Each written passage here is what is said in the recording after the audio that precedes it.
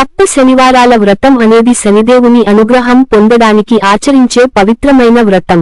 ఈ వ్రతాన్ని 7 వరుసగా వచ్చే శనివారాలు పాటిస్తే శని భగవాన్ అనుగ్రహం లభించి జీవితంలో ఉన్న కష్టాలు తొలగిపోతాయి.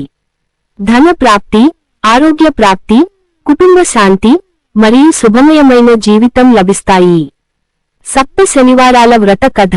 పాత కాలంలో సుమతి అనే ఒక వినీతురాలు ఉండేది. ఆమె భర్త ధనికుడు కానీ కొంతకాలంగా వ్యాపారంలో నష్టాల కారణంగా కుటుంబం ఆర్థిక కష్టాల్లో పడిపోయింది. అతి తక్కువలోనే అనారోగ్యం, రుణభారం, కుటుంబ కలహాలు వచ్చాయి. ఒక రోజు ఆమె గ్రామానికి వచ్చిన ఒక సన్యాసి దగ్గరకు వెళ్లి తన కష్టాలు చెప్పింది.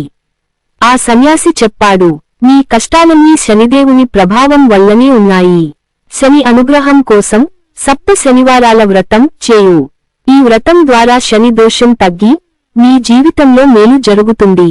సన్యాసి చెప్పిన విధంగా సుమతి ఈ వ్రతాన్ని ఆచరించడం మొదలుపెట్టింది. మొదటి 3 శనివారాలు భక్తి, నిరీక్షణ. సుమతి వ్రతాన్ని ప్రారంభించిన మొదటి శనివారం నుంచి నువ్వుల నూనెతో దీపం వెలిగించి శని మహాత్మునికి నల్ల వస్త్రాలు సమర్పించింది.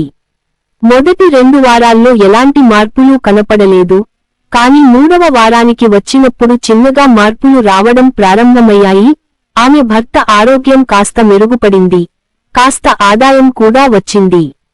4వ మరియు 5వ శనివారాలు పరీక్షలు, సహనం. ఆమె కష్టాలు మరింత పెరిగాయి.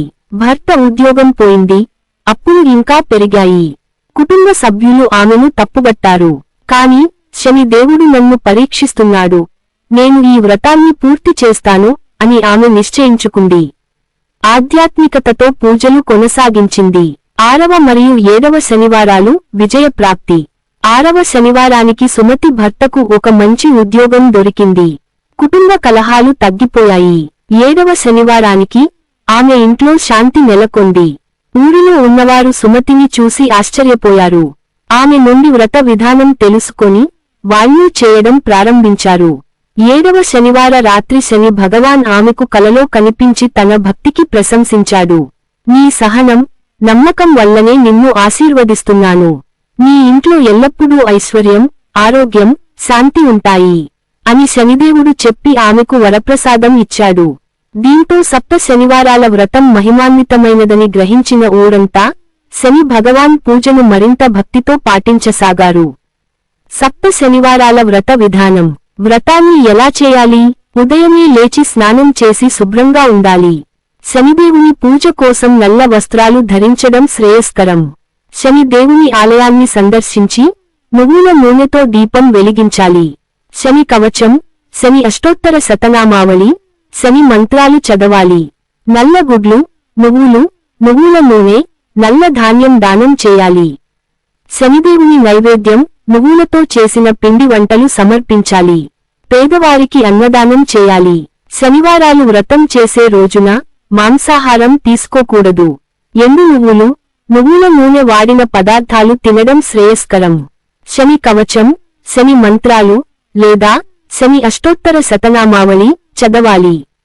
శని దేవునికి నల్లవస్త్రం సమర్పించవచ్చు. నల్ల గుడ్లు, నువ్వుల నూనె, నల్ల ధాన్యం దానం చేస్తే శని దోష నివారణ అవుతుంది.